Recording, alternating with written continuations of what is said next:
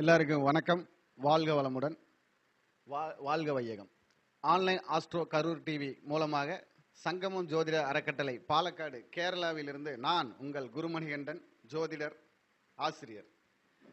இப்போ நாம பார்க்கக்கூடிய இந்த ஒரு பதிவு என்னன்னு பார்த்தீங்கன்னா, சந்திரன் சூட்சமத்தில், சந்திரன் அடிப்படையில் ஒரு ஜாதகத்திற்கு எப்படி பலன் சொல்லலாம், எப்படி பரிகாரம் சொல்லலாம், அது எப்படி வெற்றி பெறும் என்பதை நாம் உறுதிப்படுத்தலாம் அப்படிங்கிறத ஒரு விளக்க ஜாதகம் போட்டு அந்த ஜாதக முறைப்படி, அதாவது தமிழ்நாட்டுடைய அமைப்பிலும் கேரள அமைப்பிலும் உள்ள இணைவுகளை கலந்து சந்திரன் அடிப்படையில், ராசியின் அடிப்படையில் ஒரு ஜாதகத்திற்கு பலன் சொல்லி பரிகாரம் சொல்லி வெற்றி பெற வைப்பது எப்படி, அதற்கு என்ன அமைப்பு, அது எந்தெந்த சூட்சமங்களில் செயல்படும் அப்படிங்கிறத ஒரு உதாகரண ஜாதகத்தில் உங்க முன்னாடி நான் பதிவு செய்ய போறேன். அப்போ இந்த ஜாதகம் பார்த்தீங்கன்னா 1/10/1987 1:05 PM தஞ்சாவூர், பிறந்த ஊர் தஞ்சாவூர். அப்போ இது ஆண் ஜாதகம், ஆண் ஜாதகம், ஆண். அப்போ இந்த ஜாதகர் இப்போ என்னென்ன எங்கிட்ட இந்த ஜாதகருடைய ஒரு விளக்கம் கேட்கும்போது, இந்த ஜாதகருடைய அமைப்பு, இந்த ஜாதகத்தை கொடுத்து நாம் ஒரு பலன் சொல்லும் பொழுது இதை எப்படி பலன்கள் எடுத்தோம், எப்படி சொன்னோம் அப்படிங்கிறது பார்த்தீங்கன்னா, ஜாதக அமைப்பை தான் மக்களாகிய உங்ககிட்ட ஆன்லைன் ஆஸ்ட்ரோ கரூர் டிவி நேயர்கள்கிட்டையும் பகிர்ந்துக்கிறேன். அதாவது இந்த ஜாதகர் பூராடம் நட்சத்திரத்தில் 4ஆம் பாதத்தில் ஜனிச்சவர், பிறந்தவர். அதாவது அவருடைய லக்னமும் தனுசு லக்னம். அப்போ அவருக்கு பார்த்தீங்கன்னா தனுசு ராசி, தனுசு லக்னம், லக்னத்தில் சந்திரன், மீனத்தில் ராகு, அதாவது ராசிக்கு 4ஆம் இடத்தில் ராகு, மீனத்தில். அந்த ராகு பார்த்தீங்கன்னா உத்திரட்டாதி 2ஆம் நட்சத்திரத்தில் இருக்கார். அதே மாதிரி மேசத்தில் குரு, அதாவது ராசிக்கு 5இல் குரு, அஸ்வினி நட்சத்திரம் 1ஆம் பாதத்தில் இருக்காரு. அதுக்கப்புறம் பார்த்தீங்கன்னா இந்த ஜாதகருக்கு ராசிக்கு 10ஆம் பாவத்தில் தான் 4 கிரகங்கள் போய் அடைபட்டு இருக்கிறது. அப்போ அந்த ராசிக்கு 10ஆம் பாவம்னு சொல்லக்கூடிய இடத்துல பார்த்தீங்கன்னா கன்னி வீட்டில் சூரியன் அஸ்தம் நட்சத்திரம் அதில் 2ஆம் பாவத்தில் நிற்கிறாரு. செவ்வாய் உத்தரம் நட்சத்திரம் 2ஆம் பாவத்தில் நிற்கிறாரு. சுக்கிரன் சித்திர நட்சத்திரம் 1ஆம் பாவத்தில் நிற்கிறாரு. கேது உத்தர நட்சத்திரம் 4ஆம் பாவத்தில் நிற்கிறார். இப்போ நடக்கக்கூடிய தசை பார்த்தீங்கன்னா ராகு தசை, புத்தி சுக்கிர புத்தி. அதாவது நடக்கக்கூடிய தசை ராகு தசா, புத்தி சுக்கிர புத்தி. அதுக்கப்புறம் பார்த்தீங்கன்னா புதன் பார்த்தீங்கன்னா பரிவர்த்தனையாகி, புத சுக்கிர பரிவர்த்தனையாகி புதன் சுவாதி 1ல் நிற்கிறார். சுவாதி நட்சத்திரம் 1ஆம் பாவத்தில் இருக்கார். அதுக்கப்புறம் பார்த்தீங்கன்னா சனி பகவான் விருச்சிக ராசியில் நிற்கிறாரு. சனி பகவான் விருச்சிக ராசி கேட்ட நட்சத்திரத்தில் இருக்கார். அதே மாதிரி மாந்தி பகவான் பார்த்தீங்கன்னா அனுச நட்சத்திரத்தில் இருக்கார். அப்போ இந்த ஜாதக கட்டத்துக்கு 12 ராசியிலும் கிரகம் எங்க இருக்கிறது, எந்த நட்சத்திரத்தில் இருக்கிறது அப்படின்னு உங்களுக்கு சொல்லியிருக்கேன். அப்போ இந்த அமைப்புள்ள ஜாதகத்தில் இப்போ இந்த ஜாதகர் இப்போ இந்த நடப்பு திசை ராகு திசை சுக்கிர புத்தியில் எங்கிட்ட ஜாதகம் பார்க்க வந்திருக்கிறார்.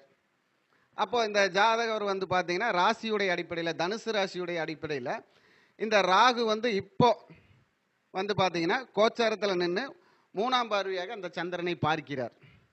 அப்போ ராகு சந்திரனை பார்க்கும் பொழுது பார்த்தீங்கன்னா அவருடைய மனம் குழப்பத்தில் உள்ளவராக இருப்பார். அதாவது ஒரு இழப்பை சந்தித்தவராக இருப்பார். ஏன்னா இந்த வீடு பார்த்தீங்கன்னா குருவுடைய வீடு. இந்த குரு அப்படின்னு சொல்லக்கூடியவர், சந்திரனுக்கு வீடு கொடுத்த குரு 5இல் போய் இருக்கிறார். அப்போ 5இல் இருக்கக்கூடிய இடம் காலச்சக்கரத்துக்கு அது 1ஆம் வீடு. என்ன வீடுன்னு பார்த்தீங்கன்னா மேஷ வீடு. அப்போ அந்த குரு மேசத்தில் யார் காலில் இருக்காருன்னு பார்த்தீங்கன்னா அஸ்வினி நட்சத்திரத்துடைய காலில் இருக்கார்.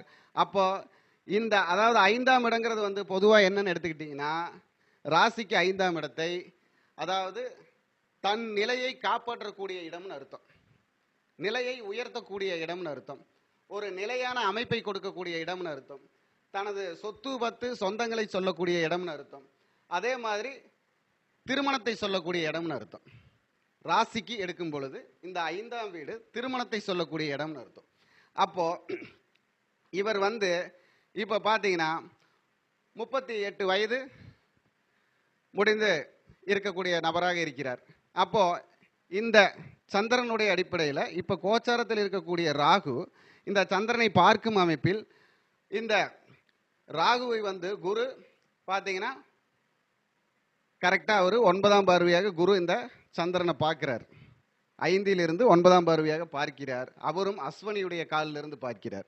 அப்போ இந்த ராகுவும் கேதுவும் ஒன்றாக சந்திரனை பார்க்கிறார்கள். அப்போ இந்த ராகு கேது 2 பேரும் சேர்ந்து சந்திரனை பார்க்கும்போது இவர் இந்த 5ஆம் இடம்னு சொல்லக்கூடிய எல்லா சுகத்தையும் இழந்திருக்கிறார் அப்படின்னு என்று அர்த்தம். அதை எடுத்த விஷயம் எப்படின்னு பார்த்தீங்கன்னா, இந்த சந்திரனுடைய அமைப்பிலிருந்து இந்த குரு 9ஆம் பார்வையாக அந்த சந்திரனை பார்க்கிறார். இப்போ நடக்கக்கூடிய தசா ராகு தசா. அந்த ராகு அந்த ராசியை பார்க்கிறார். 3ஆம் பார்வையாக அங்கே சந்திரன் இருக்கிறார்.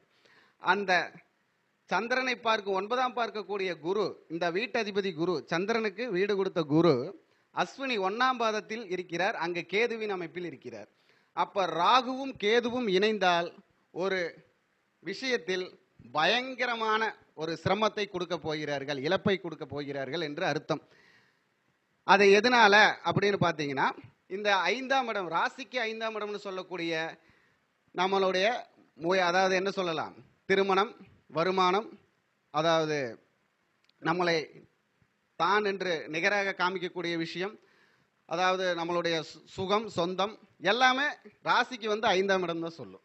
அப்போ நான் அவர்கிட்ட கேட்ட விஷயம் என்னன்னு பார்த்தீங்கன்னா, இந்த சந்திரன் குரு அமைப்பை வைத்து இந்த ராகு பார்க்கக்கூடிய நடப்பு தசை நடத்தக்கூடிய ராகு சந்திரனை பார்க்கும் விதத்தையும் வைத்து ஜனனகால ஜாதகத்திற்கு அவரிடம் கேட்ட கேள்வி வந்து, இந்த குருங்கிறது பார்த்தீங்கன்னா, அதாவது லட்சக்கணக்குக்கு நம்ம சுக்கிரன்னு சொல்கிறோம், குருவை வந்து கோடிக்கணக்குக்கு சொல்கிறோம். அந்த குரு கரெக்டாக அஸ்வதி காலில் நின்று அந்த கேது, அதாவது கால் கொடுத்த கேது பார்த்தீங்கன்னா உத்தர நட்சத்திரம் 4ஆம் பாதத்தில் புஷ்கர நவாம்சத்தில் இருக்கார்.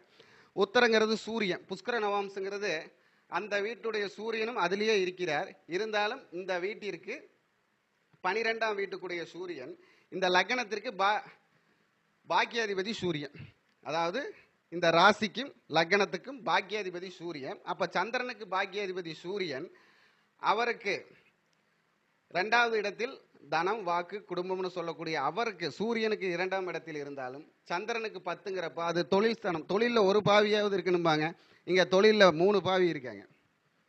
எப்படி? தொழில் செய்கிற இடத்துக்கு ஒரு பாவியாவது வேணும் ஜீவனஸ்தானத்துக்கு. ஏன்னா ஒரு பாவியாவது இருந்தால் அந்த இடத்தை வலுவாக வைப்பார், தன் முயற்சியால் எப்படியாவது முன்னுக்கு வர வைப்பாருங்கிறதுக்காகத்தான் 10ல் ஏதாவது ஒரு கிரகம் பாவியாவது இருந்தால் பாலாக மாட்டார் அப்படின்னு சொல்கிறது. இங்கே 3 பேர் இருக்கிறாங்க பாவி, ஒரே ஒருத்தர் தான் இடையில சிக்கி அவரு நீச்சமாயிடுறாரு, சுக்கரன். அப்போ அந்த ராகு திசை சுக்கர புத்தியே அவருக்கு இப்போ நடக்குது. அப்போ இந்த சுக்கரனால நன்மை நடக்குமான்னு பார்த்தா, இந்த பாவிகள் இடையில் சிக்கி கொண்ட சுக்கரன் தன்னால் தவிக்கிறார், தன்னை செயல்படுத்த விடாமல் செய்கிறார். சரி, நாம் இப்போ சொல்ல வந்த விஷயத்தை சொல்லிடுவோம். அப்போ குரு அஸ்வினியில் இருக்கிறாரு, கேது உத்தரத்தில் இருக்கார். அந்த குருவுக்கு கால் கொடுத்த கேது உத்தர நட்சத்திரம் 4ஆம் பாதம் புஷ்கர வம்சம்னு சொல்லக்கூடிய வீட்டில் இருக்கார். அப்போ இந்த உத்தர நட்சத்திரம் 4ஆம் பாதங்கிறப்ப புஷ்கர தந்தை வந்து வலிமையானவராக இருக்கிறார். அவருக்கு தந்தை ஒரு நல்ல வலிமையான சூழ்நிலையில் உள்ளவராக இருக்கிறார். அது அங்கேயே கேது இருக்கிறதுனால அவருக்கு வந்து பார்த்தீங்கன்னா, அதாவது அந்த கேது இந்த ராகு குரு வீட்டில் இருக்கார். அந்த குரு அதாவது கேதுவுக்கு ராகுவுக்கு வீடு கொடுத்த குருவும் கேதுவுடைய காலில் இருக்கார். அப்போ இங்கே வீடு கொடுத்தவன் பலமாகிறான். அப்போ தந்தையுடைய அமைப்பு பலமாக இருக்கிறது. அப்போ அங்கே இழப்பு, தந்தையுடைய சொத்து இழப்பை சந்திக்கிறது. யாருனாலேனா இங்கே செவ்வாய்ங்கிற இந்த மகனால, இந்த 10ல் இருக்கக்கூடிய செவ்வாய்ங்கிற இந்த மகன். ஏன்னா அந்த குரு இருக்கிற வீடு செவ்வாய். அப்போ இந்த தந்தையோட இழப்பை செய்ய வேண்டியது யாரு? செவ்வாய். யாருனால? இந்த கேது, இந்த குரு கேதுவுடைய காலில் நின்று இந்த கேது ராகுவும் பார்வை பெறும் பொழுது இப்போ நடக்கக்கூடிய தசை ராகு, அந்த ராகு தசையில் இருந்து அவருக்கு தந்தையுடைய சொத்துக்கு இழப்பு வர ஆரம்பித்து விட்டது என்று சொன்னேன். அப்போ இந்த குருனா கோடிக்கணக்கில் சொன்னேன். அப்போ இந்த குரு இருக்கக்கூடிய வீடு பார்த்தீங்கன்னா என்ன வீடு? செவ்வாயுடைய வீடு. அப்போ குருவுக்கு 16 வயசு, செவ்வாய்க்கு 7 வயசு, அந்த குருவுக்கு கால் கொடுத்த கேதுக்கு 7 வயசு. அப்போ 14 16 எவ்வளோ ஆச்சு? 30. அப்போ அந்த குரு தனது 9ஆம் பார்வையாக யாரை பார்க்கிறார் அப்படின்னு பார்த்தீங்கன்னா சந்திரனை பார்க்கிறார். அப்போ சந்திரனுக்கு 10. அப்போ இந்த இடத்துல வந்து 30, இங்கே 10, 40. அந்த குரு தனது 7ஆம் பார்வையாக புதனை பார்க்கிறார். அப்போ இந்த 40 அப்படிங்கிறப்ப பார்த்தீங்கன்னா அந்த 7ஆம் பார்வைக்கு சுவாதியே வந்து அந்த புதன் கால் கொடுத்துருக்கார். அப்போது இந்த சுக்கிரன் இங்கே நீச்சமாயிடுறாரு. அதனால் பார்த்தீங்கன்னா ஒரு 40 கோடியிலிருந்து 50 கோடி வரைக்கும் நஷ்டமான ஒரு மனிதராக இருக்கக்கூடிய சூழ்நிலை வருது. ஏன்னா பிரம்மாண்டமான சொத்து புதன் அந்த சுவாதியில் போய் உட்காந்துருக்கிறதுனால நல்ல உயர்வான சொத்தை கொடுக்கக்கூடியவர் அப்படின்னு அர்த்தம். இங்கே தொழில், அதுக்கப்புறம் உங்களுக்கு நான் மீண்டும் இந்த தொழிலுக்குள்ளே வர்றேன். இப்போ வந்து இந்த 5ஆம் இடத்துக்கு உண்டான என்னென்ன இழப்பை சந்திச்சிருக்கிறாருங்கிறத வந்து டக்குன்னு எப்படி இந்த ஜாதகத்துக்கு சந்திரனை வச்சு சொன்னேன் அப்படிங்கிறது தான். அப்போ இந்த இடத்துக்கு உண்டான செவ்வாய் போய் உத்தர நட்சத்திரம் 2லயே இருக்கார். அப்போ செவ்வாய் சூரியன் காம்பினேஷனில் இருக்காங்க. அப்போ இந்த செவ்வாய் சூரியனாவே அந்த அரசாங்கத்தால் இது வந்து தொழில் செய்யக்கூடிய வீடு. அந்த தொழில் செய்ய வீட்டில் வந்து பார்த்தீங்கன்னா அந்த தொழில் செய்யக்கூடிய கிரகம் அந்த புதன் சொல்லக்கூடிய பரிவர்த்தனையாகி சுவாதியுடைய ராகுவுடைய காலில் இருக்கிறதுனால இவர் வந்து பார்த்தீங்கன்னா இந்த சொந்த தொழில்ங்கிற அமைப்பில் தான் பண்ணியிருப்பார். அங்கே சூரியன் வந்து உங்களுக்கு பார்த்தீங்கன்னா செவ்வாயுடைய காலில் தான் நிற்கிறார். செவ்வாய் வந்து உத்தர காலில் இருக்கார், சூரியனுடைய காலில். இந்த சூரியன் செவ்வாய்ங்கிறது வந்து பார்த்தீங்கன்னா அரசாங்கம் சம்மந்தப்பட்ட ஏதாவது ஒரு விஷயத்தை அவர் செய்து கொண்டு இருந்திருப்பார் அப்படின்னு நான் சொன்னேன். அரசாங்கத்தால் ஏதாவது பிரச்சனையும் அனுபவித்திருப்பார்னு நம்ம சொன்னோம். அப்போ அதுக்கு எல்லாம் அவர் சரின்னு சொன்னார்.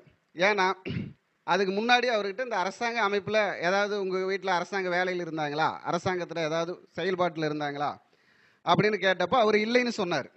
அரசாங்க வேலையிலெல்லாம் இல்லை. அரசாங்கத்துக்கு நீங்கள் ஏதாவது பண்ணிகிட்டு இருந்தீங்களா, இல்லை அரசாங்கத்தினால பிரச்சனை வந்ததா அப்படிங்கிறப்போ அதாவது அவர் வந்து அந்த சூரியன் வந்து பார்த்தீங்கன்னா அஸ்த நட்சத்திரத்திலேயே இருக்கிறதுனால இவங்க வந்து ரைஸ் மில் தொழில் பண்ணிகிட்டு இருந்திருக்காங்க, கவர்மெண்ட்டுக்கு அரிசி சப்ளை பண்ணிகிட்டு இருந்திருக்காங்க. அப்போது அந்த அரசாங்க தொடர்பு ஆட்டோமேட்டிக்காக வந்துருச்சு. அப்போது இந்த சூரியன் செவ்வாய் சுக்கிரன் கேதுல இங்கே ஒரே ஒரு வயது அதிகமான கிரகம், மூத்த கிரகம், அனுபவமான கிரகங்கிற சுக்கிரன் ஒருவர் இருக்கிறார். அந்த இடத்தில் செவ்வாய் இருக்கிறார். அப்போ இந்த சுக்கிரன்கிறது வந்து மூத்த கிரகம்னு அர்த்தம், வயதான கிரகம். அப்போ உங்களுக்கு ஒரு அக்கா இருக்காங்களா அப்படின்னு கேட்டேன். ஆமாம் அக்கா இருக்காங்க அப்படின்னு சொன்னார். அது இல்லாமல் இந்த சந்திரனுக்கு இது 10ஆம் வீடு, கர்ம வீடு, ஜீவன வீடு. அப்போ ஜீவனத்தில் ஒரு பெண் வந்து அவர் கூட பிறந்தவங்களா இருப்பாங்க அப்படிங்கிறது வந்து இந்த சந்திர சூட்சம அடிப்படையில் நம்ம எடுத்து சொன்னது. அப்போ இந்த அக்காவுக்கு பார்த்தீங்கன்னா இங்கே சூரியன் செவ்வாய், அதாவது அந்த 9க்கு, அதாவது 8 குடையவனும் 9 குடையவனும் இந்த இடத்துல பார்த்தீங்கன்னா பலம் இருக்காங்க. அந்த நட்சத்திரத்தில் உட்காந்து 10 குடையவனும் இருக்கான் அப்படின்னு சொல்லிடலாம். அப்போ அந்த பலம் எப்படி இருக்குன்னு பார்த்தீங்கன்னா அவங்களுக்கு அந்த தொழிலில் வந்து பார்த்தீங்கன்னா 8ங்கிற அவமானத்தை கொடுத்து, 9ங்கிற பாக்கியத்தை கெடுத்து, 10ங்கிற தொழிலை அழித்து விட்டது அப்படின்னு நம்ம வந்து இதில் கணக்கெடுத்துக்கிறோம். அதாவது இந்த சந்திர சூட்சமத்தில் இந்த விஷயமெல்லாம் அழகாக வந்துடுது அப்படிங்கிறதுக்கு தான் சொல்கிறோம். அதே மாதிரி அதுக்கு அடுத்தது இவருடைய திருமண வாழ்க்கை இந்த 5ஆம் வீட்டிலே சொல்லியாச்சு, அவருக்கு திருமணம் ஆகலை அப்படின்னு.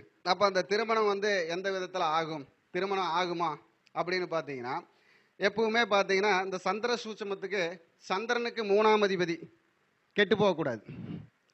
ஏன்னா 4ங்கிற சுகம் கிடைக்கணும்னா 3ங்கிற வீடு வேலை செய்யணும், அப்போ தான் 4ங்கிற சுகம் கிடைக்கும். அப்போ இந்த சந்திரனுக்கு 3ஆம் அதிபதி போய் இந்த ராசிக்கு 12ல் போய் உட்காந்துடுறாரு, சனி மாந்தியா. அந்த உட்காந்த வீடு 5ஆம் அதிபதியோட வீடு, பகை வீடாக போயிடுது. சரி, இந்த சந்திரனுக்கு 3ஆம் அதிபதி, லக்னத்துக்கு 3ஆம் அதிபதி 2 பேரும் கெட்டுட்டாங்க. அதுக்கப்புறம் காலச்சக்கரத்துக்கு 3ஆம் அதிபதினு சொல்லக்கூடிய புதன் இந்த லக்னத்துக்கு 11ல் போய் அவரும் மாரகஸ்தானத்தில் இருந்து விட்டார். உபய லக்னத்திற்கு 11ல் மாரக பாதகம்னு சொல்லக்கூடிய ஸ்தானத்தில் போய் புதன் உட்காந்துருக்கார் சுவாதியில். அப்போ என்ன ஆகுது, அவருக்கு இந்த திருமணங்கிறது வந்து தடை, பயங்கர தடை அப்படின்னு சொல்லக்கூடிய சூழ்நிலை இருக்கு. ஏன்னா 3ஆம் அதிபதி, ராசிக்கு 3ஆம் அதிபதி, லக்னத்துக்கு 3ஆம் அதிபதி, காலச்சக்கரத்துக்கு 3ஆம் அதிபதி, இந்த 3 அதிபதியுமே கெட்டு போனால் திருமணம் வந்து கஷ்டமான வாழ்க்கை தான், திருமணம் நிலைக்காது அப்படின்னு சொல்லக்கூடிய அமைப்பில் ஒரு ஜாதகம்னு எடுத்துக்கலாம். சரி, அதில் இதுக்கு சில சூட்சம பரிகாரங்கள் இருக்குது. அதே மாதிரி சில விஷயங்கள் எங்கெங்கே போனால் செயல்படணும், இறைவன் ஒரு சில விஷயங்களை அந்த ஒரு பாவம்னு இருந்தால் ஒரு புண்ணியம்னு இருக்கும், ஒரு பழின்னு இருந்தால் ஒரு பரிகாரம்னு இருக்கும். அப்போ அந்த பழிக்கு இந்த பரிகாரத்தை செஞ்சு மாத்துறதுக்கு உண்டான ஒரு சில விஷயங்கள் இருக்குது. அதுவும் அந்த ஜாதகருக்கு சொல்லியிருக்கோம். அப்போது அவருடைய சொத்து சுகம் வண்டி வாகனம் வீடு இதெல்லாம் இருக்கக்கூடிய ஒரு பெரிய மனிதராக இருந்த இந்த ஜாதகம் திடீரென கீழே வந்தது எப்படி அப்படின்னு பார்த்தீங்கன்னா, இந்த ஜாதகர் திடீரென கீழே கொண்டு வந்தது யார் அப்படின்னு பார்த்தீங்கன்னா, இந்த சுவாதியில் இருக்கிற புதன்.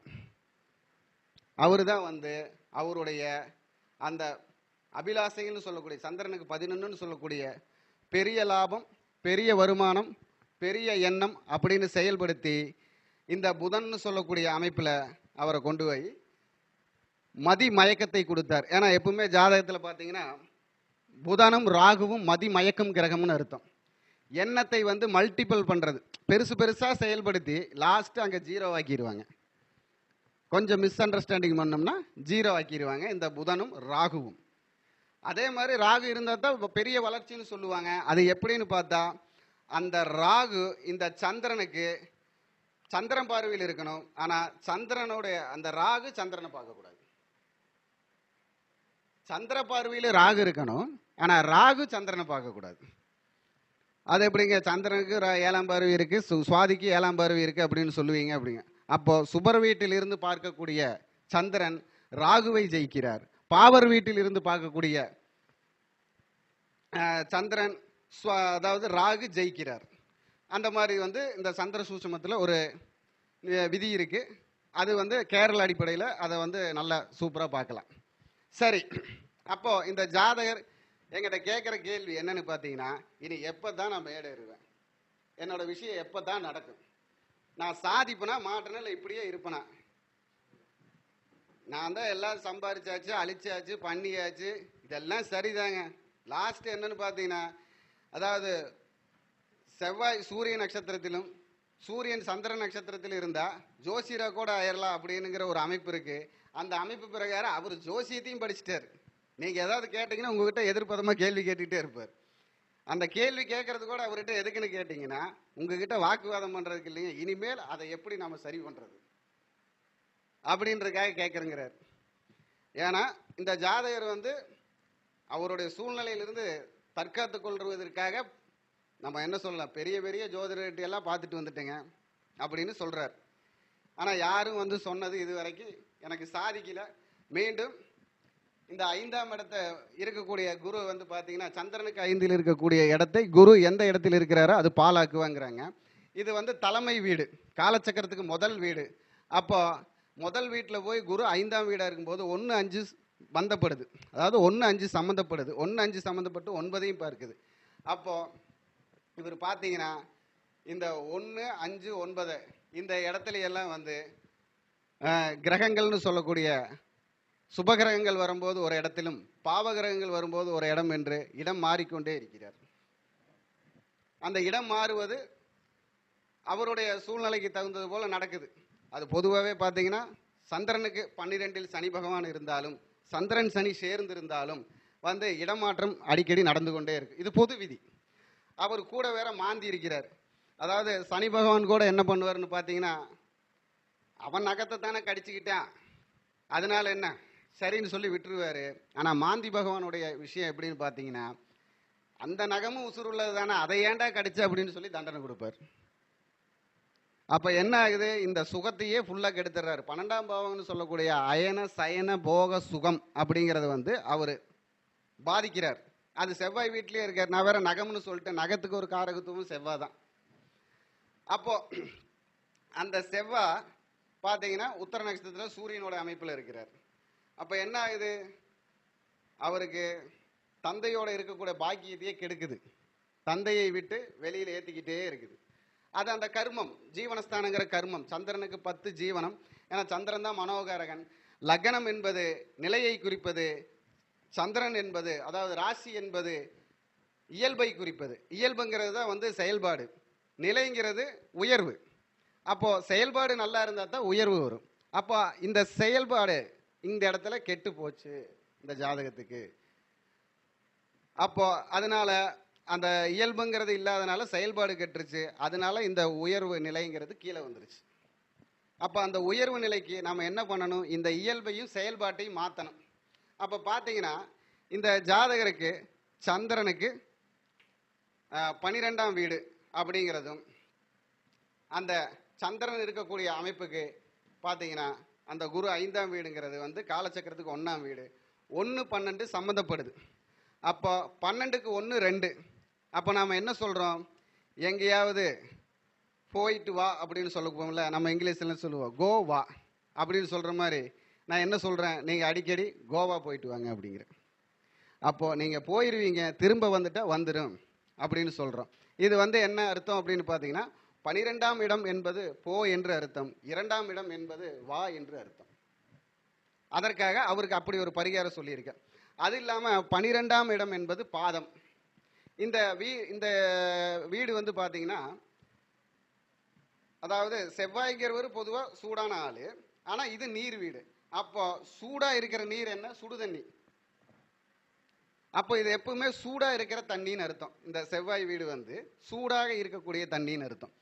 அப்போ நாம் என்ன சொல்கிறோம்?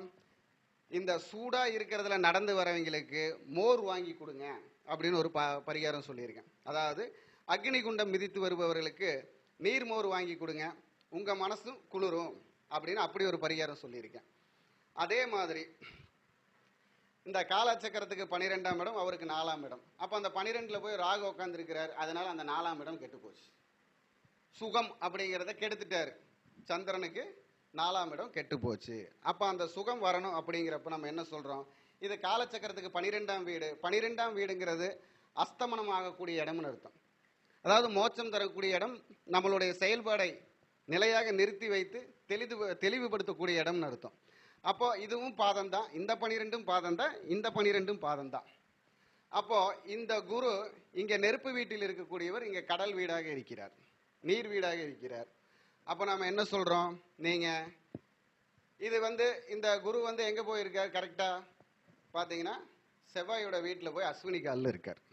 அப்போ என்ன சொல்கிறோம்? திருச்செந்தூரும் போய்க்குங்க, அங்கே வந்து உங்களுக்கு கடல் குளியல் பண்ணுங்க. அதே மாதிரி அங்கே வந்து 3 ஜீவ சமாதி இருப்பாங்க, பூஜாரிகளுடைய 3 ஜீவ சமாதி இருக்கும். ஏன்னா இங்கே வந்து சூரியன் பார்த்தீங்கன்னா சுக்கிரன் கூட சேர்ந்துருக்கார். சுக்கிரன் தான் வந்து, அதாவது கோயில் பூஜாரிகளை குறிப்பது சுக்கிரன், பிராமணர்களை குறிப்பது குரு. அப்போ அந்த பூஜாரிகளை கும்பிட்டுட்டு அந்த மாதிரி சாமியார்களோ குருமார்களோ அவர்களிடம் காலையில் ஆசீர்வாதம் விழுந்து காலையில், ஏன்னா இது பாதத்தை பிடிச்சி ஆசீர்வாதம் வாங்கிக்கிங்க, வெற்றி கிடைக்கும் அப்படின்னு சொல்கிறோம். இதெல்லாம் அவருக்கு வெற்றிக்குண்டான வழியை இப்போ நான் சொல்லியிருக்கேன். இன்னும் அவர் செயல்படுத்த ஆரம்பிக்கல. அவர் செயல்படுத்தி அதில் வெற்றி பெற்றதுக்கு அப்புறம் அவரை வச்சு அந்த வீடியோ நான் போடுறேன் மீண்டும்.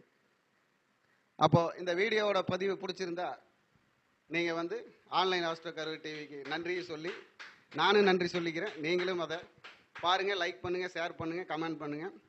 வணக்கம், வாழ்க வளமுடன். எனது பெயர் குருமணிகண்டன். எனது ஃபோன் நம்பர் 8593970214, 8835156556, 8835156556. வணக்கம், வாழ்க வளமுடன்.